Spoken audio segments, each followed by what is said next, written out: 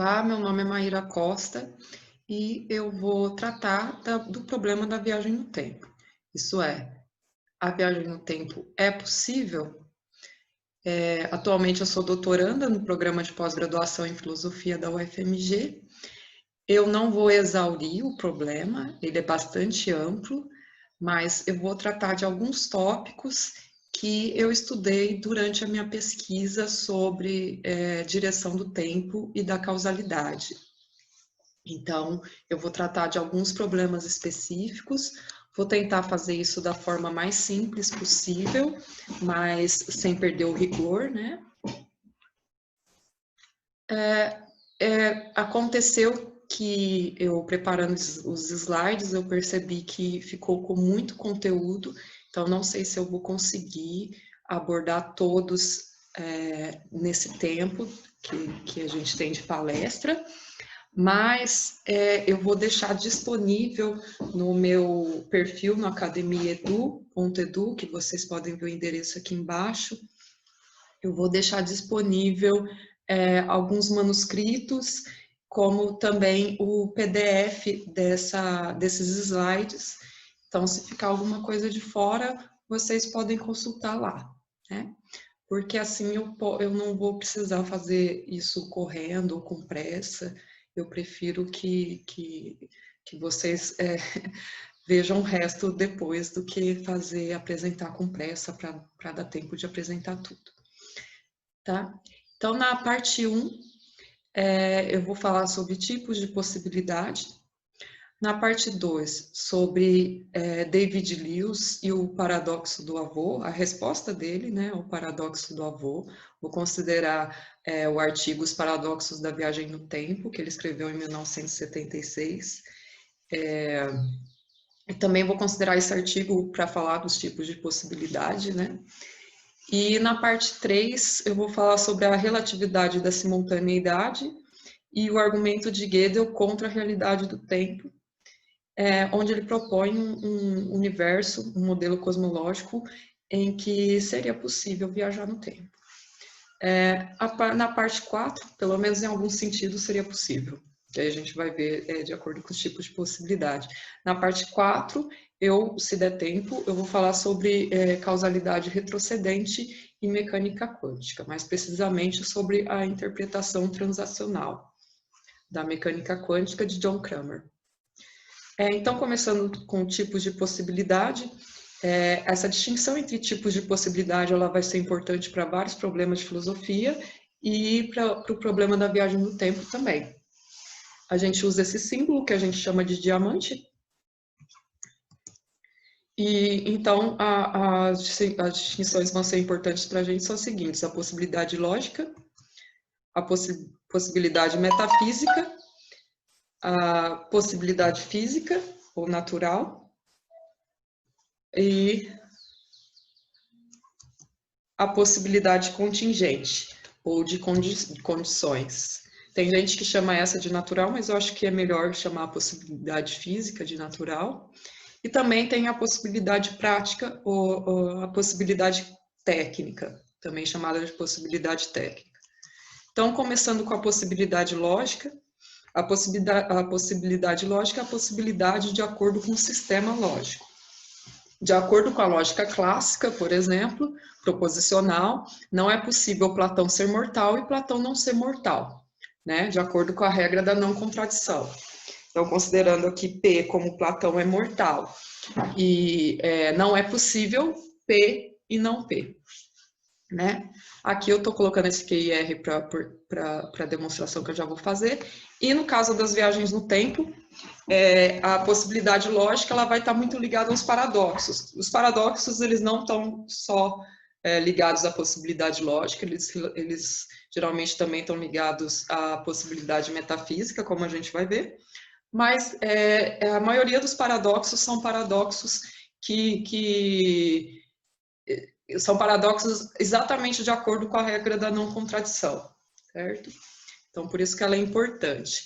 Bem, para entender o que é uma possibilidade, a gente usa atualmente a semântica dos mundos possíveis.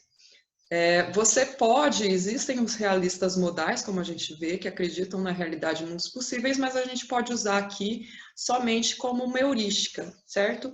Então, imaginando que esse universo aqui, a gente chama de mundo, mas e não pense em planetas, e sim num universo todo, a gente chama de mundo atual. Então, de acordo, vou chamar aqui de M1 também, de acordo com a lógica clássica proposicional,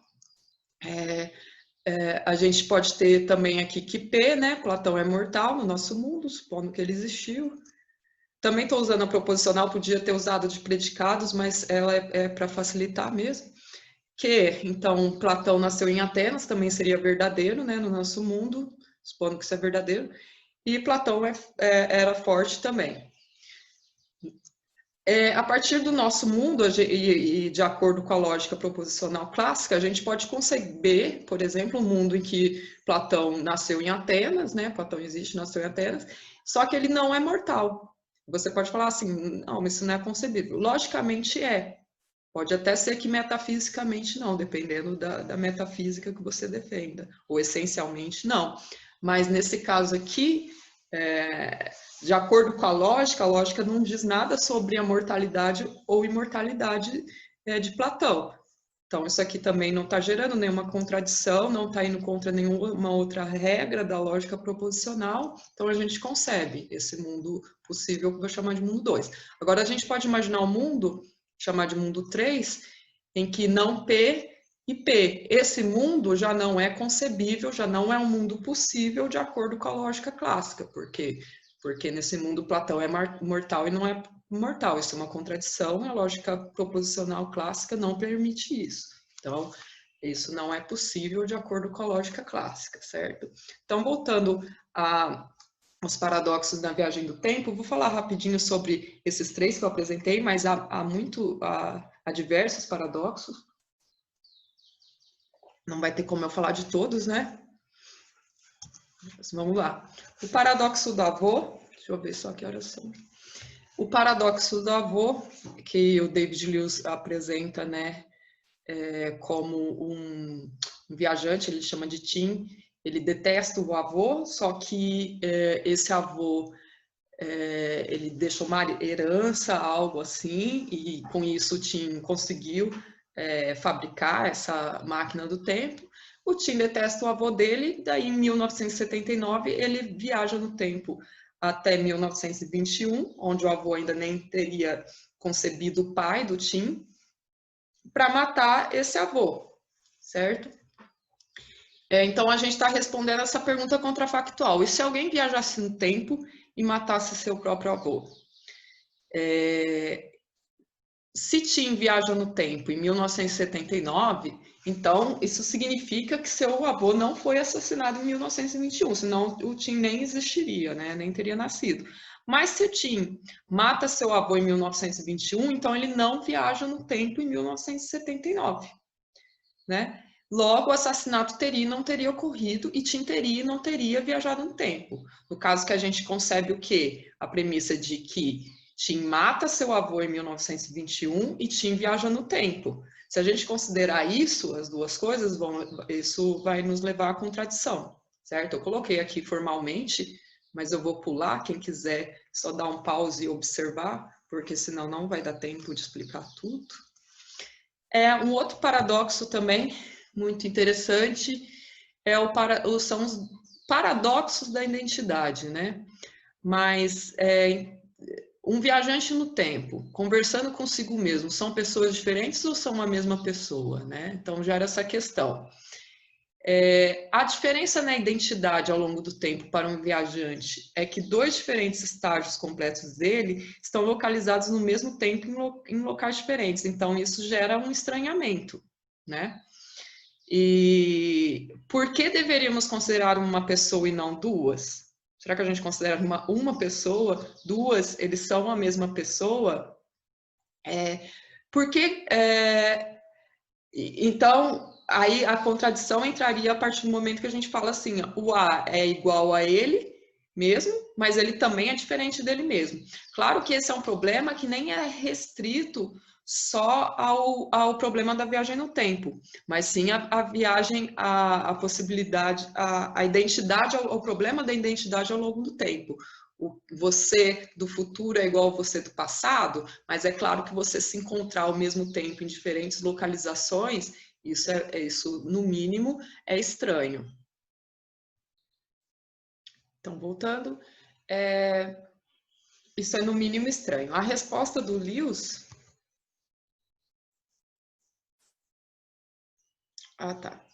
E a gente tem também o paradoxo ontológico, né? O que eu ia falar aqui, só voltando, é que, por mais que pareça também estranho, a gente consegue conceber isso em histórias, né? E eu realmente não sei até onde isso é problemático. Tem filmes, por exemplo, ou séries que você vê, eles se encontram, não tem problema nenhum. Eu já vi alguns outros, eu dou dica também no final dessa apresentação, em que você vai ter assim, a pessoa não pode se encontrar com ela mesma, senão gera um paradoxo, ela não encontra. Mas, em princípio, a gente consegue até imaginar. Então, eu realmente não parei para pensar mais nesse problema para falar. E como ela tá envolvida um problema metafísico bastante profundo, importante, eu acho que você não tem uma resposta assim, não dá para dar uma resposta apressada. O outro paradoxo, que também é um paradoxo muito interessante, é o paradoxo ontológico. Imagina seu eu do futuro viaja para o passado, lhe explica como viajar no tempo. Você constrói uma máquina do tempo baseada nessas instruções, e viaja para o passado, passando essas mesmas instruções para o seu eu do passado, como eu estou representando nessa figurinha. E a gente pode pensar ainda que seu eu do futuro aparece no passado com objeto, como uma carta de instruções, ou mesmo um quadro pintado. Considerando que essa informação não é acessível de outro modo, de onde que essa informação surgiu? No caso da carta, ela foi criada, tá errado ali, ou não foi criada?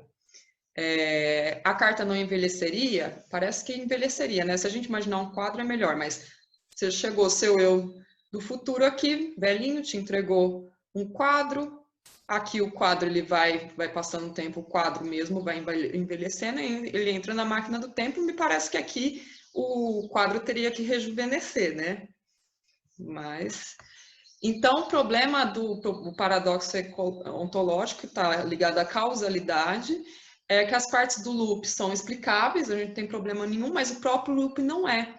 E daí a gente tem um problema de uma coisa incausada, né?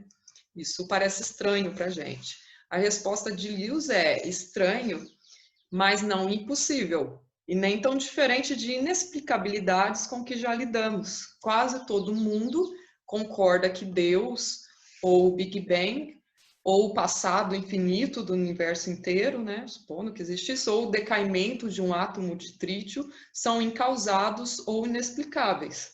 Então, se essas inexplicabilidades são possíveis, por que não também os loops causais inexplicáveis que se originam da viagem no tempo? E pensando nisso que o David Lewis falou, se a gente for pensar, até um universo cíclico que explicasse o Big Bang parece mais plausível para a gente do que o próprio Big Bang, o universo todo ter surgido do nada. Mas se você pensar no universo todo, o loop seria até mais concebível, mais intuitivo, né? Pelo menos em princípio, tanto que muitas religiões antigas também defendiam isso, né? E pensamentos não ocidentais, etc. O loop causal já causa um estranhamento e parece que ele não ocorre, né? O universo cíclico, por mais que também, né, não é fácil dizer que a gente tem um universo cíclico e parece que não, né? Mas com o loop causal, a gente teria uma demonstração empírica até certo ponto de que ele não está ocorrendo. A gente não vê as coisas surgindo do nada, sem explicação causal, né? Então, se a gente tivesse um... Agora, o universo cíclico, ele até talvez seria mais palatável do que o próprio Big Bang surgindo do nada, né? Então, falando sobre a possibilidade metafísica, agora, já temos pouco tempo, vamos ver até onde conseguir. A possibilidade metafísica é a possibilidade de acordo com o sistema metafísico, tá? Então, também pode mudar dependendo do sistema que você está adotando. Então, considerando P é mortal, como Platão, P como Platão é mortal, Q como Deus é mortal, a gente pode... Um ser humano imortal seria metafisicamente impossível de acordo com um dado sistema metafísico, por exemplo, o teísmo comum, enquanto um Deus imortal não, certo? Então, no mundo atual, de acordo com o pensamento teísta mais comum, Platão é mortal, mas Deus não é mortal, ok? E eles podem conceber um mundo em que, deixa eu voltar aqui, em que Deus existe, mas Platão não existe, Deus vai ser sempre imortal, mas nesse sistema eles não podem conceber um mundo em que Platão é imortal, né? Um ser humano normal é imortal, e Deus não, e Deus seria mortal. Então isso nesse sistema metafísico, ele é impossível. Então não é possível não P e Q. E não é possível não P, e não é possível Q, ok? Quem quiser dar pausa para entender melhor. Voltando. A possibilidade metafísica na questão da viagem no tempo, ela está ligada a todos aqueles paradoxos que eu falei antes, porque envolvem causalidade, porque envolve identidade, né? Mas também está envolvida com outros problemas que eu não citei, como o problema da causalidade retrocedente, que está um pouco ligado com o ontológico, né? O livre-arbítrio, superdeterminismo, pré-determinação, certo? Então, a possibilidade metafísica ela é muito importante no problema da viagem no tempo. Então, chegamos agora a outra possibilidade, que é a possibilidade física ou natural, que é a possibilidade de acordo com as leis científicas, ou leis naturais. Por isso que algumas pessoas não chamam só de física, mas de lei natural. Você pode considerar outras ciências, né? Então, de acordo com o segundo postulado da relatividade, nada pode viajar mais rápido que a luz no vácuo. Então, vamos considerar P, algo viaja mais rápido que a luz no vácuo. Então, aqui, deixa eu ver, isso P no mundo 3 vai ser o quê? Inconcebível. Certo? A gente pode imaginar, aí vamos imaginar que você mora em Ouro Preto, então no mundo atual você mora em Ouro Preto e nada viaja mais rápido que a luz, certo? Aqui. Você pode conceber um mundo que você não mora em Ouro Preto, de acordo com a teoria da relatividade, mas não pode conceber algo que viaje mais rápido que a luz, no vácuo, certo? Então, isso não é concebível. Apesar de você ser fisicamente possível que você morasse, tivesse nascido em outra cidade. As leis da física não dizem nada sobre isso, né? A não ser que você esteja considerando para falar disso também. Então, na questão da viagem do tempo, o que vai estar relacionado? As leis da natureza permitem a viagem no tempo? Então, a gente vai considerar o quê? Teoria da relatividade, especial ou restrita e geral, mecânica quântica, princípios de aumento de entropia, etc. Eu vou falar de alguns, né? Se der tempo. E existe ainda, não terminamos, a possibilidade de condições ou contingência. Por exemplo, vamos considerar que no mundo atual você mora em Ouro Preto. Seria possível que, vamos dizer metafisicamente, né? E é possível também que você não morasse em Ouro Preto. A gente consegue conceber um mundo possível aqui que você não mora em Ouro Preto. Acontece que no mundo atual você mora em Ouro Preto, né? Então é possível que e é possível que não que. Outra forma, como no mundo atual que também é uma contingência, mas é possível que não né? Ou é possível que não mas no caso né? Então, aqui, no caso da viagem no tempo, pode ser que seja fisicamente possível viajar no tempo, mas contingentemente não, como a gente vai ver, por exemplo. Embora possamos conceber o universo arranjado de tal modo que a viagem poderia ocorrer, ainda assim o mundo atual poderia estar arranjado de um outro modo em que isso jamais ocorreria. Então, a gente poderia até imaginar fisicamente ser possível que a gente viaje no tempo, que as leis da física permitiriam isso, mas o modo como a estrutura do universo se dá no nosso mundo, no mundo atual, não permitiria, certo? E aqui esse P seria algo viajar mais rápido que a velocidade da luz. Então, assim, a gente ainda consideraria a possibilidade física, né? Mas não seria possível viajar mais rápido, mas existem outras coisas que seriam possíveis. E, no caso do mundo atual, alguma dessas coisas sejam possíveis, podem ocorrer, e por mais que seja possível alguma coisa, pode ser que ela nunca ocorra no mundo atual, né?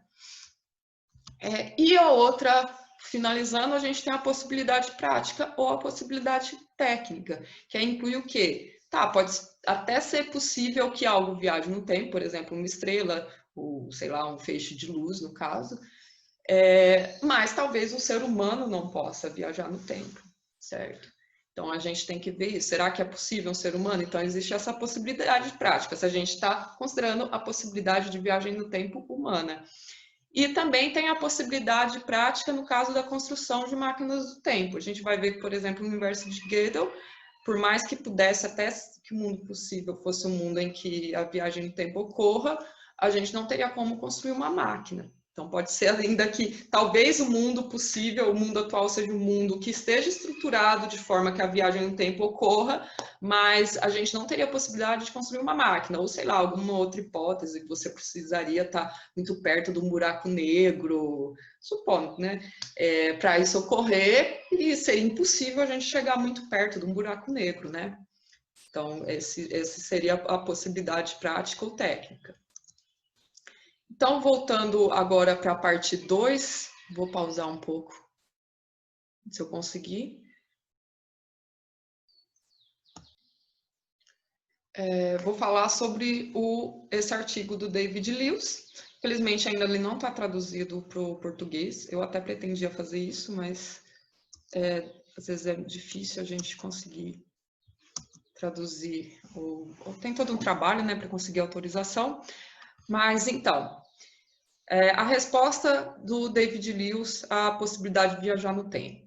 A viagem no tempo, eu sustento, é possível. Os paradoxos da viagem no tempo são bizarrices, mas não impossibilidades. Eles realmente provam somente o que poucos duvidariam. O mundo possível onde a viagem no tempo ocorre seria um mundo extremamente estranho, diferente de maneira fundamental do mundo que consideramos como sendo nosso. Então, o que ele está querendo dizer é que a viagem no tempo pode, a gente pode conceber um mundo possível que a viagem no tempo ocorra, mas esse mundo é muito distante do nosso. O David Lewis é um realista modal, ele acreditava que mundos possíveis realmente existem, certo? Então, como eu estava dizendo, ele vai defender que a viagem no tempo é logicamente, metafisicamente possível, mas contingentemente ela não ocorre no nosso mundo. Nosso mundo é arranjado de forma que ele não ocorre aqui. O mundo possível que ocorra viagem no tempo é um mundo bem diferente e distante do nosso. Quem tiver interesse em saber sobre a teoria do David Lewis, tem esses 2 livros aqui. Eu também indico a vocês procurarem pela pesquisa do Renato Rocha, que ele fez um mestrado e eu acredito que até um doutorado sobre a teoria do Lewis, exatamente sobre realismo modal. E esse artigo aqui, ele fala ainda de uma outra teoria realista, que não a teoria do David Lewis, então muito interessante. Então, essa é uma sorte que a gente tenha isso. Meus colegas também estão apresentando nesse encontro, tem estudos sobre o David Lewis, mas de mundos possíveis de realismo modal, acredito que o Renato Rocha, aqui no Brasil, que tenha se dedicado mais, que eu conheça, né, claro. Desculpa se eu não citei outra pessoa aqui. Então, como eu estava falando, na teoria do David Lewis, a gente pode falar sobre proximidade dos mundos. Aqui eu fiz um gráfico. A gente pode ver aqui que no mundo 1, vamos imaginar no mundo 1, você existe, você mora em Ouro Preto e você tinge o cabelo de loiro. Vamos supor que essa mulher aqui, essa Olivia aqui. Já no mundo 2, que é um mundo que está próximo aqui, isso só para mostrar essa proximidade de mundos, você existe, você mora em Ouro Preto, mas você não tinge o cabelo, certo? Então, você seria essa moça aqui, ruiva, que não tinge o cabelo. Supondo que ela é ruiva natural. Mas, enfim. E a gente pode imaginar um mundo que seria um mundo mais distante, em que você existe, mas você mora em outra cidade. Então, você teria essa proximidade entre mundos. O mundo possível, onde teria viagem no tempo, segundo David Lewis, ele estaria aqui bem longe, certo? E o que acontece? Para o David Lewis, esses mundos são separados. Isso aqui eu estou só voltando no paradoxo, para quem quiser ver. Eles são separados, né? Você não pode viajar entre mundos possíveis, ok? Eles são separados temporalmente, espacialmente. Aqui, só colocando o paradoxo do avô de novo, qual que seria a resposta do David Lewis? Segundo David Lewis, a história do Tim deve ocorrer para que ela seja consistente. Ele, de algum modo, vai falhar em matar o avô, certo? A viagem no tempo é possível, logicamente, metafisicamente, mas contingentemente ela não ocorre no nosso mundo, como eu já tinha falado.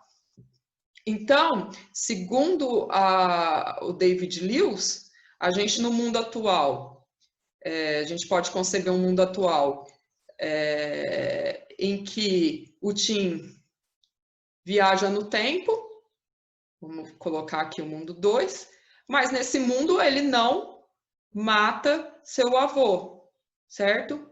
Igual aqui, ele não viaja do tempo, não mata seu avô. Tem um mundo que ele consegue viajar num tempo muito distante, mas nesse mundo sempre vai ser no P. Não vai ser possível Q e P, que é esse caso aqui, certo? Então, essa é a resposta do David Lewis. E acontecer alguma coisa que impede, sabe? Por quê? Porque senão isso gera um paradoxo. É estranho? É, mas, como ele disse, seria a única possibilidade, né? Quer dizer, de acordo com a resposta dele. E se Tim tivesse matado seu avô? Vamos supor que o Tim viajou, chegou lá, ele mata o avô, né? Nesse caso, segundo o David Lewis, né, alguma parte da história que eu contei não teria sido verdadeira. Talvez Tim teria sido neto viajante no tempo de outra pessoa. Então ele vai lá, matou o avô, mas na verdade o que ele achava que era avô dele não era avô nada. Talvez ele tenha sido neto de um homem morto em 1921 e miraculosamente ressuscitado. A gente está considerando os mundos possíveis, tá, gente? Então, entra até isso. Talvez ele não tenha sido um viajante no tempo no final das contas, mas sim alguém criado do nada em 1920, equipado com falsas memórias de um passado pessoal que nunca ocorreu. Tá? Eu dou dicas aqui também nas minhas dicas de livros, filmes, etc., alguns exploram isso.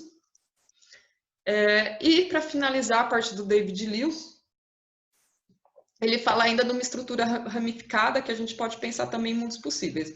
Suponha que no mundo possível da história de Tim, o campo espaço-temporal se ramifica. Os ramos são separados não no tempo, não no espaço, mas de algum outro modo. Tim viaja não somente no tempo, mas de um ramo ao outro. Em um ramo, os eventos de 1921 não ocorrem com Tim. O avô vive. Tim nasce, cresce e desaparece em uma máquina do tempo. Vamos chamar isso da linha do mundo atual. O outro ramo diverge do primeiro quando Tim aparece em 1920. Então, ele vai para outro ramo do espaço-tempo. Ali, Tim mata seu avô e o avô não deixa descendentes nem fortuna. Os eventos dos dois ramos divergem, mas mais e mais a partir daí. Certamente essa é uma história consistente. A gente pode pensar, que eu acho que faz mais sentido, não era muito bem isso que o Lewis queria, mas em viagem entre mundos possíveis. Vamos supor que esse aqui é o mundo atual, eu dou um jeito de calibrar o tempo, né? estou aqui na minha máquina do tempo, de forma que eu caminho para um mundo possível que é idêntico ao meu, até a parte do T1, tá vendo? Essa parte aqui, T1, que tem o avô criança, o avô jovem, aliás, até T2, né? Com o avô jovem. Chegando lá, eu mato o avô aqui. Então, aqui, eu não matei esse avô que está nessa linha do tempo aqui, nesse ramo do tempo, que a gente pode ver como um mundo possível, que eu acho que facilita. E no que ele cai aqui, esse mundo possível começa a divergir, certo? Porque já que ele mata o avô, não vai dar para ser igual ao que aconteceu aqui, né? Ele não vai nascer outro Tim, por exemplo, certo? Então, essa seria a outra resposta. Vou dar outro pause aqui. Então, iniciando a parte 3 da palestra, eu vou considerar centralmente o argumento de Kurt Gödel contra a realidade do tempo, fundamentado na relatividade da simultaneidade, uma das consequências da teoria da relatividade restrita de Albert Einstein. Aqui eu estou chamando de a teoria restrita de Albert Einstein, a teoria da relatividade de Albert Einstein, não querendo dizer que ele foi o criador e o único responsável pela teoria, mas a teoria de acordo com Einstein, acima de tudo, tá? Então, apoiada no trabalho, voltando, explora o modelo cosmológico de Gödel, onde a viagem no tempo poderia ocorrer, né? Apoiada no trabalho de Hans Reichenbach, de 1927, sobre os fundamentos da teoria da relatividade, defenderei que uma teoria causal do tempo fornece uma resposta adequada contra o argumento de Gödel. Aqui, na série Dark, né, que está bem famosa, a gente vê, e essa citação do Einstein é bastante divulgada, que ele diz assim, a diferença entre passado, presente e futuro é somente uma persistente ilusão, né? Então, isso é usado muito, isso é usado para defender que o Einstein ele era contra a realidade do tempo, ou que ele defendia a viagem no tempo. Ele seria contra a realidade do tempo e também falaria que seria permitido viajar no tempo, né? Será que era isso mesmo que ele pensava? Será que Einstein pensava sobre o tempo? Essa frase, ela foi tirada de uma carta que ele escreveu para a família de um amigo dele depois da morte do amigo. Então ele diz assim, agora que ele partiu desse estranho mundo, um pouco antes de mim, o que significa nada, pessoas como nós, que acreditam na física, sabem que a distinção entre passado, presente e futuro é somente uma persistente ilusão. Será que ele acreditava, então, que a gente pode viajar no tempo, que o tempo é uma ilusão? Eu acho complicado, né, gente, a gente considerar que pegar uma frase que é num contexto específico e dizer muita coisa. Então, para falar sobre o que o Einstein pensava sobre o tempo, eu vou usar esses textos que eu estou colocando aqui, certo? E também recomendo a leitura desse texto do Don Howard, que tem disponível no Crítica na Rede, Albert Einstein como filósofo da ciência, e o texto Einstein e a filosofia, disponível na Revista Brasileira de Ensino de Física online, do Silvio Dani, certo? Então, para falar sobre o que o Einstein, para dar início a falar sobre isso, vamos considerar as séries temporais de McTaggart. O Einstein não falava de série temporal de McTaggart, mas eu acredito que para a gente contemporaneamente falar sobre filosofia do tempo, sem falar em série B, série A, série C, as séries temporais de McTaggart, fica muito complicado, né? Então, as séries temporais consistem em séries de eventos posicionados em função de uma determinada ordem temporal. A série A consiste em uma série de eventos ordenados temporalmente como passados, presentes ou futuros. Por exemplo, Boltzmann morreu, a morte de Boltzmann é passado. É uma série dinâmica, certo? Boltzmann morreu, por exemplo, em 1866, era falso, certo? Já hoje, em 2020, essa afirmação é verdadeira. Então, ela muda, na série A você muda o valor de verdade. E ela representa o fluxo do tempo. O tempo flui em uma determinada direção, do passado através do presente em direção ao futuro. A série B já consiste na ordenação temporal dos eventos em anteriores, simultâneos e posteriores entre si. Então, a morte do Boltzmann ocorre em 5 de setembro de 1906. O nascimento de Boltzmann ocorre em 20 de fevereiro de 1844. É uma série fixa também, não muda o valor de verdade. A morte de Boltzmann ocorre em 5 de setembro de 1906. Ela é verdadeira, independente de passar do tempo. E ela representa a ordem do tempo, certo? Não estou defendendo aqui, gente, às vezes eu vou usar passado, presente e futuro da mesma forma, que naquela frase o Einstein estava querendo falar que só a série A não existe, mas a série B sim. No entanto, eu vou defender aqui que o Einstein ele tem uma posição, essa aqui são só figuras das séries, que a gente consideraria hoje, os filósofos do tempo, como tipo de teoria B do tempo, certo?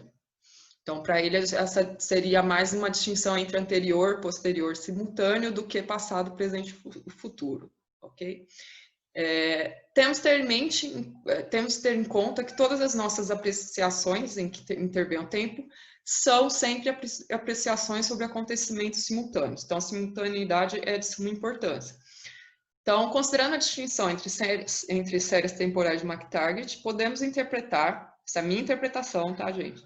A afirmação de Einstein como significado de que todas as proposições temporais expressas por nós, e aqui eu incluiria tanto os da série A quanto da série B, trazem consigo a pressuposição da simultaneidade entre determinados eventos. Se eu disser, por exemplo, que o trem passa aqui às 11 horas, na proposição da série B, isso significa dizer que a chegada do trem nas proximidades do local em que me encontro é um evento simultâneo à indicação de 11 horas dada pelo relógio, outra proposição da série B. De acordo com essa interpretação da afirmação de Einstein, as proposições da série A seriam redutíveis a proposições da série B. Desse modo, se eu digo, por exemplo, que o trem já passou uma proposição da série A proposição expressa por essa frase é redutível à proposição expressa pela frase o evento da chegada do trem é simultâneo a uma indicação do meu relógio anterior à indicação do meu relógio simultânea a essa declaração. Uma proposição da série B. Outra coisa importante que a gente tem que distinguir é a simultaneidade local e a simultaneidade distante. Consideramos a simultaneidade de eventos que ocorrem na vizinhança imediata da localização do relógio, usado para medir o tempo, e até aqui poderia parecer não problemático nossas considerações sobre acontecimentos simultâneos, como, por exemplo, a chegada do trem em uma determinada indicação do nosso relógio, e mais exatamente quando há interações locais entre processos. No entanto, o problema da relatividade da simultaneidade vem à tona quando buscamos estabelecer a simultaneidade entre eventos que ocorrem em processos distantes entre si, não na vizinhança próxima, igual ele estava falando da indicação do relógio. Então, vejamos como poderia se dar a determinação da simultaneidade ou não de eventos distantes entre si, de acordo com a explicação de Einstein. Deixa eu dar pausa de novo. Então, voltando, para entender a relatividade da simultaneidade, a gente precisa falar sobre os postulados da relatividade restrita, no caso, que já basta restrita para a gente chegar nesse resultado. Os postulados da teoria da relatividade restrita, também conhecida como teoria da relatividade especial, são 1. O princípio restrito da relatividade e 2. O postulado da constância da velocidade da luz no vácuo. O primeiro postulado assevera que para referenciais inerciais, se as leis da física são válidas no sistema de coordenadas K, então as mesmas leis serão válidas em relação a qualquer outro sistema de coordenadas K'. O segundo postulado assevera que a luz no espaço vazio propaga-se sempre com uma velocidade determinada, independentemente do estado de movimento da fonte luminosa. O princípio da relatividade também consiste numa hipótese da mecânica clássica, sendo o segundo postulado, o da constância da luz no vácuo, o maior responsável pelo afastamento entre a mecânica de Galileu Newton e a teoria da relatividade. Esse princípio de uniformidade da natureza, restrito à mecânica, já fundamentava a física de Newton e antes dele a de Galileu. Mas com a relatividade restrita, transpôs os limites da mecânica e com a relatividade geral, os limites dos sistemas inerciais, ou seja, não acelerados. Dos dois postulados em combinação, derivamos a relatividade da simultaneidade. Esse aqui, gente, seria a velocidade da luz do vácuo, que não pode ser ultrapassada, certo? Então, eu vou tentar explicar aqui de uma forma breve quais seriam as consequências da relatividade restrita, mais importante, que estão interrelacionadas, que é a contração espacial, a dilatação temporal e a relatividade da simultaneidade, que é o que está importante para nós aqui agora. Então, vamos, para entender isso, a gente vai ter que falar de sincronia, sobre o método de Einstein de sincronização de relógios distantes. Então, considere que num ponto A do espaço está situado um observador munido de um relógio em repouso. Vou chamar essa menininha aqui. Esse observador pode determinar temporalmente os eventos da vizinhança imediata de A através da observação dos eventos simultâneos a determinadas indicações do seu relógio, certo? Considere também que no outro ponto do espaço B está situado esse carinha aqui, que está também munido de um relógio em repouso de funcionamento idêntico ao relógio no ponto A.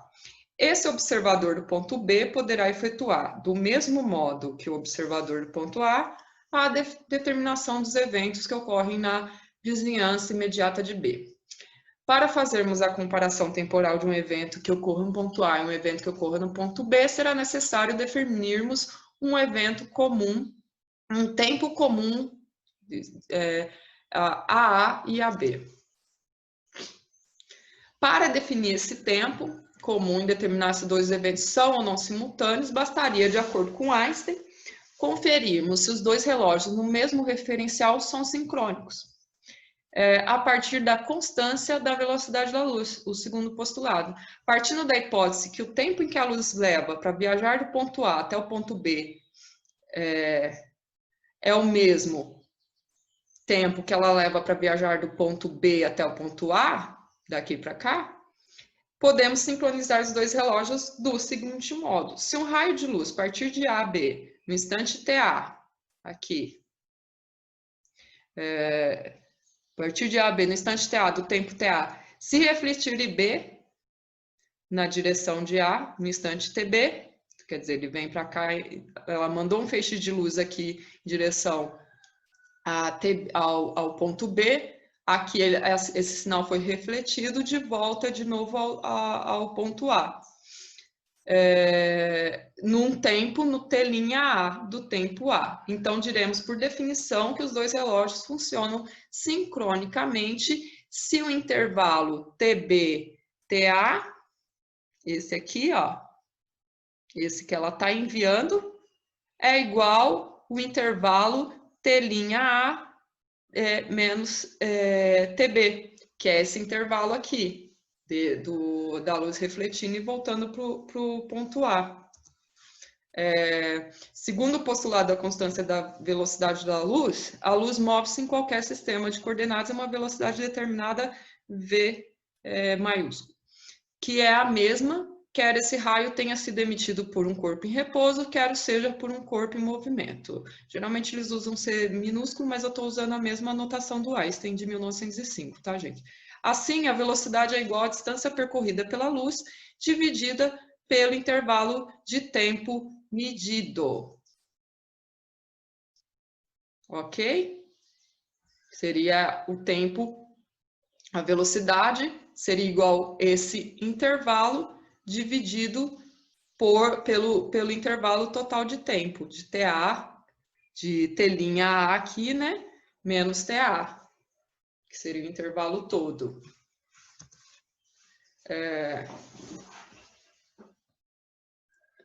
Colocar aqui.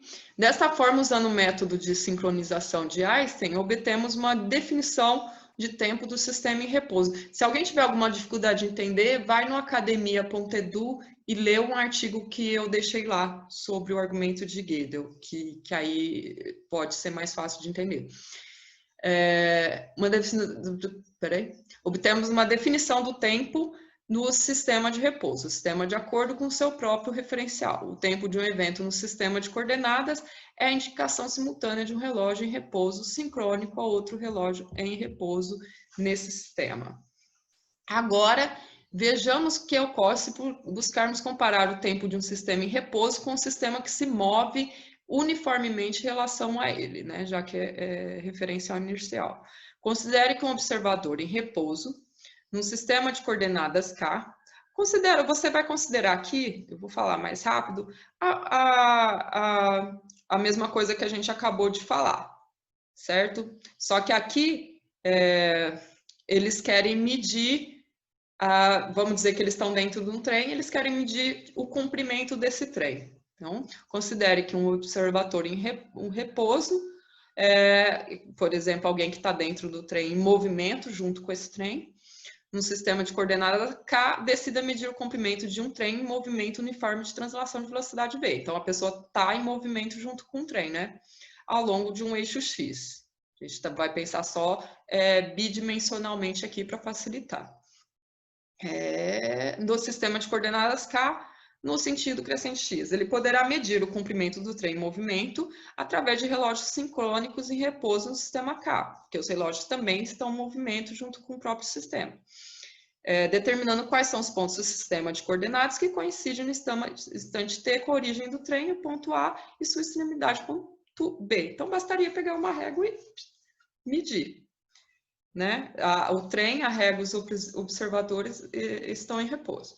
Agora, imagina que um sistema de coordenadas escalinha, por exemplo, vamos imaginar que tem essas duas meninas que estão aqui paradas na estação, e por isso em movimento em relação ao sistema K, e cada qual delas está munida de um relógio. Agora, imagine que a gente quer verificar se esses relógios são sincrônicos entre si, considerando a medição do comprimento do trem obtido pelos primeiros observadores, situados no sistema K em repouso, certo?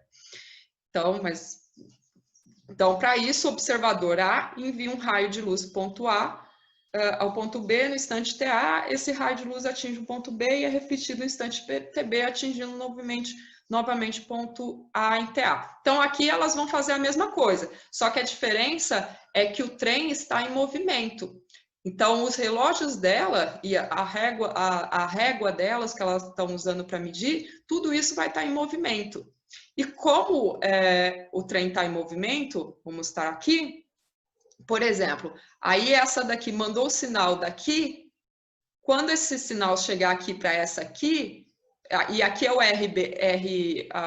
o comprimento, né, do sistema em repouso em relação a si mesmo, do pessoal que está lá dentro, também se movendo, mas aqui, vamos imaginar que ela marcou aqui no momento que a luz saiu aqui, essa daqui marcou bem no final, né, no final do trem, quando o trem passou, enquanto essa daqui, e essa menina, ela vai ter que estar correndo junto com o trem para poder medir, né? Aí ela solta sei lá, uma tinta aqui. Então, ela marcou aqui. Essa luz, então, vai refletir, ela vai ver essa luz refletindo, né, no trem. Ou pode ser a luz que ela mesma manda a luz, assim, que ela vê chegando nesse ponto do trem, né? E ela manda aqui de volta. Só que quando ela chegou aqui de volta para essa observadora, o trem já vai ter ido um pouquinho mais para frente, certo? Então, ela também estaria correndo aqui, ela vai marcar aqui. E daí, considerando a RAB, elas vão fazer essa conta, que é a mesma coisa que eu mandei. Só que aqui no caso, no intervalo TB-TA, você vai subtrair a velocidade do trem. Já aqui no intervalo T' A e TB, você vai adicionar. Por quê? Porque ela está indo contra a direção do envio da luz, certo? Então, a luz vai chegar nela mais rápido do que, do que essa daqui que tá se distanciando, mas a luz chega porque a luz vai viajar mais rápido que ela e mais rápido que o trem, já que nada pode ultrapassar. Então, na hora que elas medirem, aqui, eu coloquei de novo, mas então, na hora que elas medirem, o que elas vão concluir, no caso das duas? Que esse intervalo aqui é menor que esse intervalo de tempo aqui, certo? E o comprimento que elas vão chegar vai ser diferente do comprimento que eles que estão em repouso em relação ao trem mediram. O comprimento, no caso delas, vai ser um pouquinho menor, certo? E esse exemplo que o Einstein usa, ele quer mostrar a relatividade da simultaneidade, porque aí elas não conseguem sincronizar os relógios, certo? Os dois relógios não seriam sincrônicos, segundo a medição delas, né? E o comprimento do trem medido a partir do sistema de movimento K seria diferente do comprimento medido pelos observadores do sistema em repouso. Desculpe, antes era K'linha. Mas isso daqui mostra exatamente a contração espacial, certo? Essas moças que estão aqui paradas vão ver o trem, ou a luz, no caso, contraindo nessa direção. Eu fiz aqui a conclusão do Einstein, né? Como ele falou, vemos deste modo que não podemos atribuir ao conceito de simultaneidade o significado absoluto e que, pelo contrário, dois acontecimentos são simultâneos quando apreciados num determinado sistema de coordenadas, já não podem ser considerados como tal quando apreciados num sistema que se move em relação ao primeiro. Então, voltando aqui, no caso, eu modifiquei um pouco o exemplo, mas esse exemplo do Einstein mostra bem a contração espacial. Então, vamos imaginar essa menina que está aqui em movimento em relação ao trem, já que ela está parada aqui no nosso referencial e o trem está se movendo, né? Vamos supor que isso aqui é a luz sendo enviada. Como que ela vai ver? Ela vai ver dessa forma, certo? Não sei se ajudou muito. E como que ela veria esse trem ou a própria luz?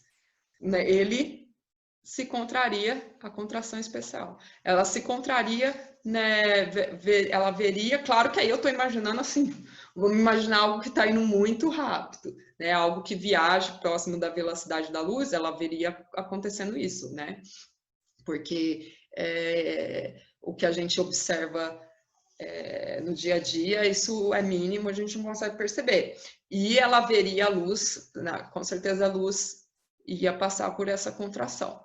Mas a gente imaginar um objeto que está viajando quase na velocidade da luz ou muito próxima, ela veria dessa forma.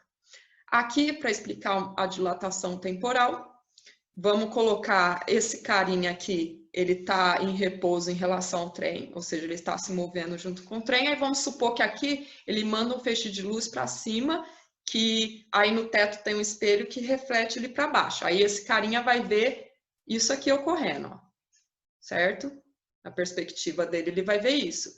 Já essa menina que está aqui fora, eu vou tirar o carinha, ela vai ver ocorrendo assim, saiu ali, bateu ali, passou por aqui. Então, vamos considerar que o cara viu a luz passando por esse espaço todo, né? Esse espaço ali que eu estou colocando, enquanto a menina, já esse feixe de luz teve que teve um comprimento muito maior aqui de espaço. Colocando as duas setinhas, eu devia ter tirado esse trem da frente, né? Mas tudo bem. Como a luz, ela viaja sobre a mesma velocidade, independente do referencial, e aqui, mas a menina está vendo como se a luz tivesse, como se não, ela vê a luz viajando por um espaço maior. Vamos dizer que, por exemplo, aqui, não precisa de exemplo. Então, o que acontece? Como a luz precisa demorar tem a mesma velocidade, aliás, o tempo o tempo para quem está no dentro para o carinha que está em movimento, ele vai passar mais devagar do que o tempo para ela que está fora, certo? Então, para ele, enquanto passou, vamos dizer, 1 segundo aqui, para ela passou 1 segundo e um pouquinho mais, certo? Porque para ela a luz viajou um espaço maior, ok? E aí você não pode mexer e falar que a velocidade em um foi maior e na outra foi menor, porque a velocidade tem que ser a mesma. Então, basicamente, isso de dilatação temporal. E aqui um outro exemplo que também parece que é mais fácil de você ver a relatividade da simultaneidade do que o colocado pelo Einstein, que você percebe mais a contração espacial. Então, aqui eu coloquei um vídeo, é um vídeo muito bom, que ele explica bem. Então, vamos imaginar aqui que essa é a menina que está dentro do trem, então ela está em repouso em relação ao trem. Tem um cara de fora, né? E aí, esse exemplo o Einstein dá em 1916, tá, gente? E aí, esse trem é atingido por 2 raios, um na frente do trem e outro atrás. O cara que está parado vai sentir esses efeitos simultaneamente, certo? Igual está colocado aqui, que a distância aqui é a mesma, ele vai sentir simultaneamente. Então, ele vai falar assim, esses raios são simultâneos. Já a menina que está no trem, como ela está se direcionando para lá, ela vai sentir o primeiro raio, o raio que foi na parte da frente do trem, primeiro do que o efeito do raio do segundo trem. Então, para ela, o primeiro raio vai ser anterior ao segundo raio no fundo do trem. E daí você vai falar assim, quem que está certo? Cada um de acordo com o seu referencial está certo, certo? Acho que tá bom aqui. Aqui eu fiz uma imagem para mostrar também a mesma coisa. Então, aqui seria a pessoa que está na estação. Ela vê os 2 raios aqui simultâneos e vê o sinal chegando, os sinais deles, como é a mesma distância, chega simultaneamente. Essa daqui que já está se movendo contra a direção do envio nessa parte da frente aqui, certo? Ela está indo em direção ao envio, então isso daqui vai chegar antes do que esse. Vamos colocar que esse raio aqui seria o primeiro, essa aqui já chega depois. Por quê? Porque ela já está se distanciando desse evento aqui, certo? Então, voltando ao Gödel, deixa eu dar uma pausa, senão não consigo. Então, voltando ao argumento de Gödel, a afirmação de que os eventos A e B são simultâneos, para um grande grupo de pares de eventos, a afirmação de que A ocorre antes de B perde seu sentido objetivo na medida em que um outro observador pode afirmar com o mesmo direito que A e B não ocorrem simultaneamente, ou que B ocorreu antes de A. Cada observador tem sua própria sequência de agóras e nenhum destes sistemas pode reclamar para si a prerrogativa de ser uma representação do fluxo temporal objetivo. Aqui eu coloquei o argumento dele em forma canônica, né? Mas basicamente é isso. Quem quiser pode dar um pause para ver. Não, vou ler.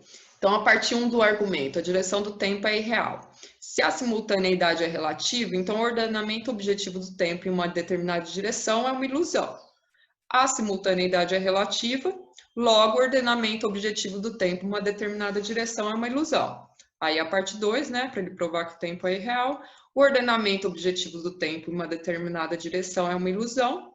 Se o ordenamento objetivo do tempo em uma determinada direção é uma ilusão, então o tempo não é real. Logo, o tempo não é real. Então, esse é o argumento do Gödel.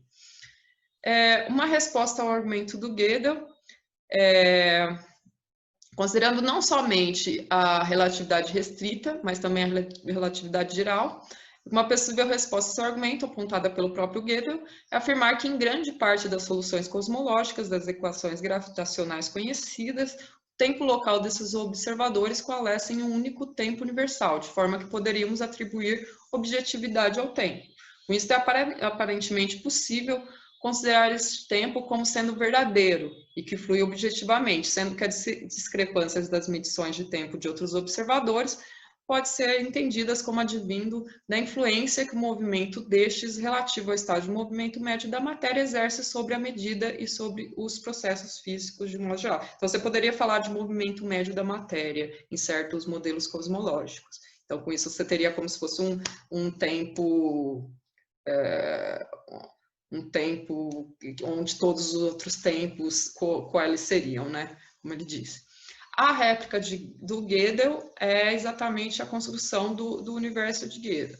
A resposta de Gödel contra esse argumento é que as soluções cosmológicas correspondentes ao modelo estático e rotatório, que ficou conhecido como modelo cosmológico de Gödel, no qual os tempos locais desses observadores não poderiam coalescer num único tempo objetivo, pois, dadas propriedades simétricas inerentes a um universo correspondente a esse modelo, para cada conceito possível de simultaneidade e sucessão, há outros que não podem ser diferenciados senão pela referência a objetos particulares.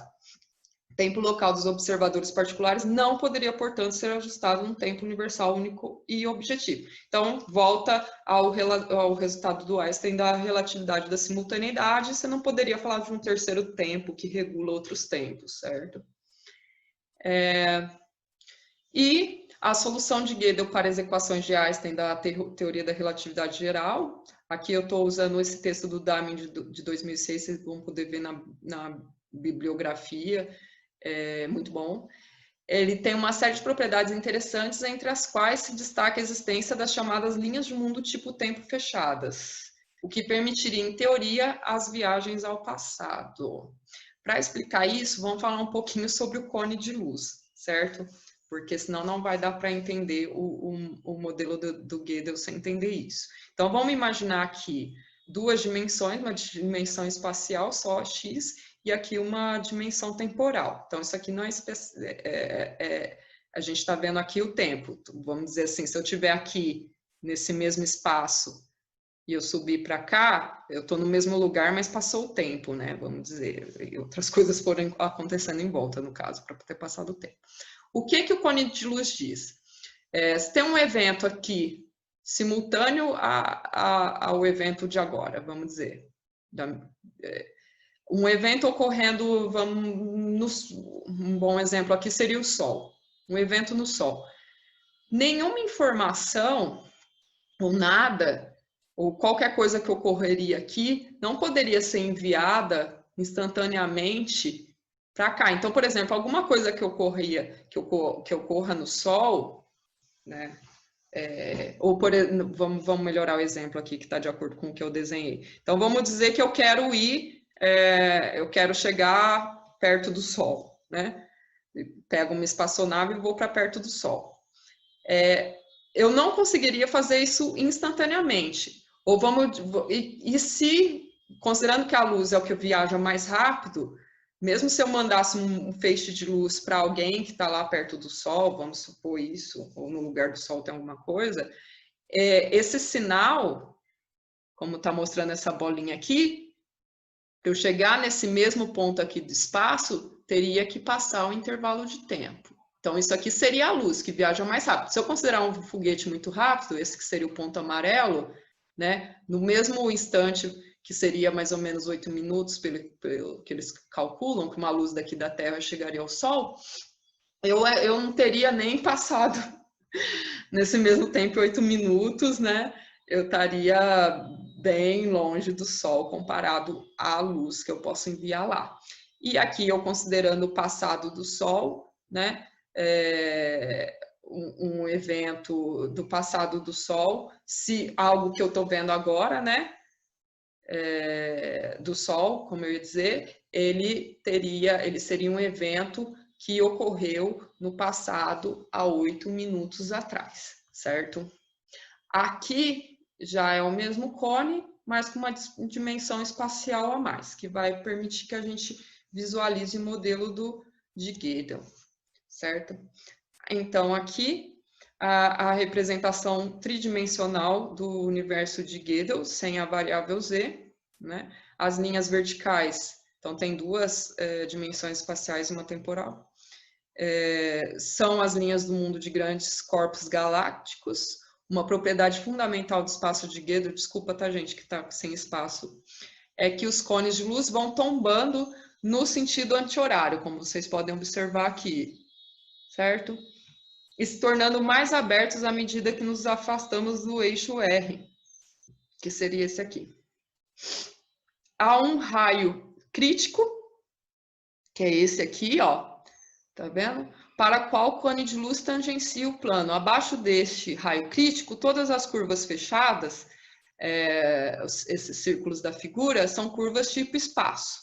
Então, essas curvas aqui. Isso significa, por exemplo, que como se você estivesse numa máquina de lavar gigante.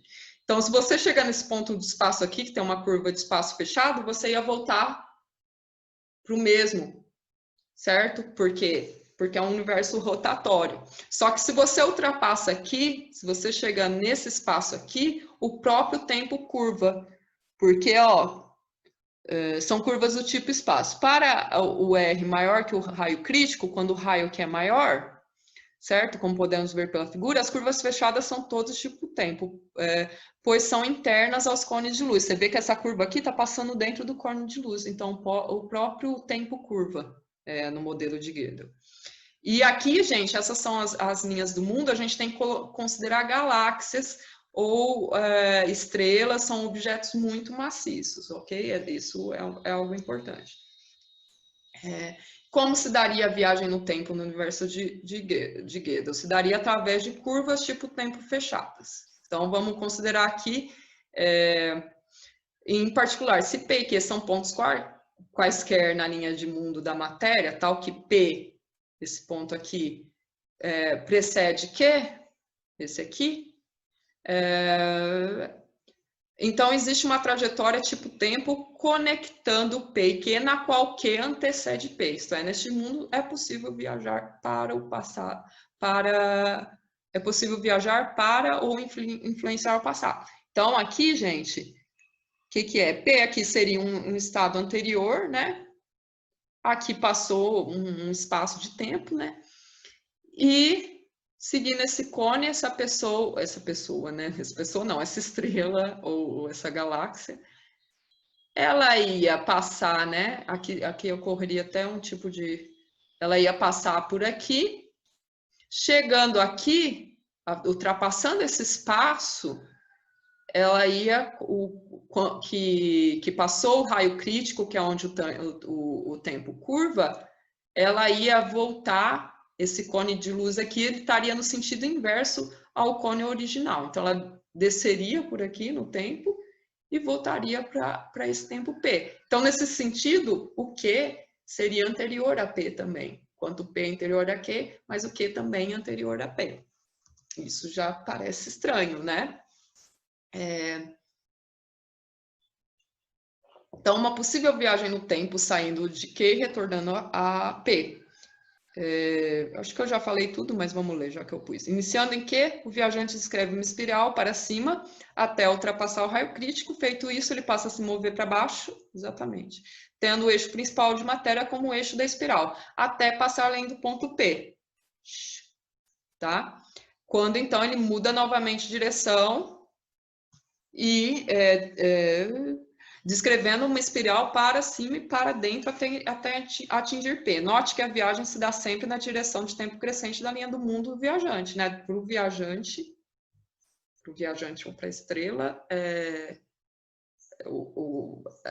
de acordo com a linha do mundo dela, está sempre o tempo crescente, né? Dá outro pause. Então, primeira objeção.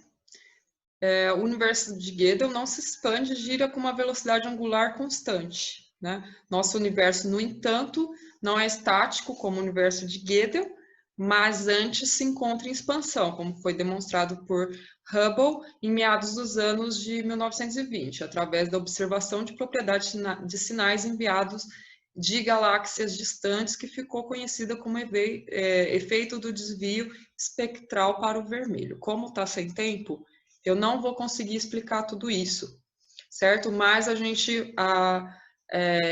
o que o Hubble concluiu é que as galáxias, com o passar do tempo, estão se afastando cada vez mais uma das outras, certo?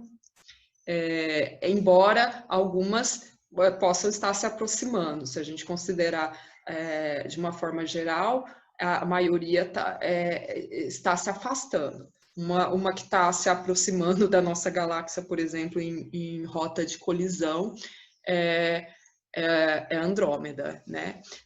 Para entender direito tudo isso, o redshift, o desvio para o vermelho, o desvio para o azul, que tem a ver com o que eu já expliquei em relação à contração espacial, mais específico aqui, né? Eu recomendo fortemente esse canal do Hubble Space Telescope e essa série Hubble's Universe Unfiltered, que é uma série muito bacana. Esse canal é muito bacana, e tá tudo em inglês, mas dá para a gente entender, principalmente se você já pesquisar em algum lugar, né, tiver alguma ideia. E quem quiser dar uma olhadinha também nos meus slides, mas o importante aqui é que, enquanto o modelo de Gödel é estático, a gente vê que o universo está em expansão, certo? Então, isso seria um problema. Aí, o que o Gödel faz? Embora não possamos representar nosso universo através das soluções rotatórias particulares acima descritas, pois essas soluções são estáticas e, portanto, não há deslocamento das linhas espectrais de objetos distantes para o vermelho, há soluções de universos rotatórios que se encontram em expansão. Em tais mundos, um tempo objetivo pode não existir e não é de todo impossível que nosso mundo seja um universo desse tipo, né? Objeção, outra objeção. Ponto-chave, a meu ver, de toda a controvérsia, segundo Dahmer, né, em torno do trabalho de Gödel, é o simples fato de que nosso universo, até onde o nosso conhecimento atual acerca de sua estrutura nos permite, não é o universo de Gödel. Ainda mais que ele propõe um universo em expansão, tá, gente? Embora a sua solução seja correta, nem toda solução matemática de uma equação da física obrigatoriamente representa a realidade mensurável. Argumentos fortes contra as conclusões que se pode tirar do universo de Gödel. Então, ele está dizendo que talvez, pode ser que seja fisicamente possível o universo de Gödel, mas acontece que não é. É isso que o Dahmer está falando. O nosso mundo não parece ser um universo de Gödel, né? A gente estaria fazendo um ajuste fino para chegar no universo de Gödel e parece não corresponder ao nosso. Em princípio, porque existem defesas de que talvez possa ser. Mas a resposta do Gödel, mais uma vez, porque ele mesmo assume, deve ser muito difícil que seja mesmo, né? É que a simples compatibilidade de universos nos quais não há um tempo e também um fluxo temporal objetivo, com as leis da natureza, joga uma nova luz sobre o significado do tempo também naqueles mundos onde um tempo absoluto pode ser definido. Pois se alguém afirma que o tempo está passando, ele deve aceitar como consequência que, quer um tempo objetivo exista ou não, quer dizer, se um tempo no sentido usual da palavra existe ou não, ele depende da maneira particular como a matéria e seu movimento está distribuído no universo. E, né, falando mais uma vez, né, o que as pessoas pensam, então vamos supor que, se o nosso mundo for um mundo de Gödel, a gente pode viajar no tempo? A gente conseguiria construir uma máquina do tempo? E o Gödel, em seu texto para o volume comemorativo dos 70 anos de Einstein, que é esse mesmo texto, discutiu essa possibilidade e apresentou um cálculo onde ele estimou o gasto de combustível que uma espaçonave necessitaria para realizar tal viagem, levando em consideração que dispuséssemos de uma turbina que transformasse toda a massa do combustível em energia, via E igual a mc ao quadrado. Sua conclusão é de que seria inviável. E a gente já esperava por isso, porque no caso, assim, ele está falando de viagem distante de galáxias ou de estrelas massivas ou de galáxias. Então, por mais ainda, vamos supor que, ou no mundo possível que seja o mundo de um universo de Gödel, não dá para viajar no tempo por uma questão de possibilidade prática ou possibilidade técnica, que eu expliquei no começo, né?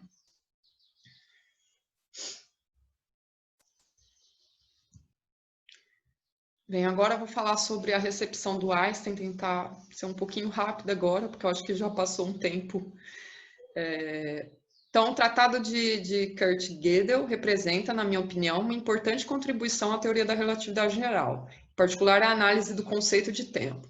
Considerando questão acerca da relação entre teoria da relatividade e a filosofia idealista, e mais do que isso, questões de ordem filosófica, o problema que se nos apresenta é o seguinte: se P é um ponto no espaço-tempo, então ele está associado a um cone de luz, como a gente viu. Tracemos por P uma linha do mundo, tipo tempo, e consideremos sobre essa linha dois pontos próximos A e B, como eu coloquei nessa figura aqui, tá, gente? Há sentido dotarmos a linha de mundo com uma seta e dizer P antecede P, B antecede P e A sucede P? Seria, na teoria da relatividade, aquilo que resta acerca da relação temporal entre dois pontos, uma relação assimétrica, ou poderíamos, do ponto de vista físico, orientarmos essa seta na direção oposta e dizer A é anterior a P e B, A é anterior a P e B posterior a P? Esta alternativa deve ser descartada caso possamos dizer: se for possível enviar telegrafar um sinal de P para A, ou das imediações de P, mas não de P para B, certo? Então, o caráter unidirecional assimétrico do tempo está garantido, ou seja, não há uma livre escolha no que tange a orientação de nossa seta. Isso quer dizer que a gente, considerando que eles estão mais próximos, esses pontos, a gente pode enviar um sinal na direção de B para P ou de B para A, mas a gente não poderia enviar um sinal na direção de A para B, certo? O essencial nisto, porém, é que a emissão de sinal é um processo irreversível no sentido termodinâmico, isto é um processo ao qual está associado um aumento de entropia. Assim sendo, A e B, dois pontos suficientemente próximos do universo, tais possam ser conectados com uma curva tipo tempo. Então, a afirmação B anterior a A tem um sentido objetivo. Então, Einstein está falando assim: se a gente considerar eventos próximos nessa linha do mundo temporal, a gente não pode concluir como concluiu Gödel. Mas a gente vai ver mais para frente, se der tempo, que se a gente considerar uma escala universal, uma distância maior, segundo Einstein, aí talvez seria possível. Tá? Mas então vou tentar explicar rapidamente esses pontos do Einstein, né? O Einstein, esse texto aqui foi um bilhete que acharam, venderam caríssimo, né?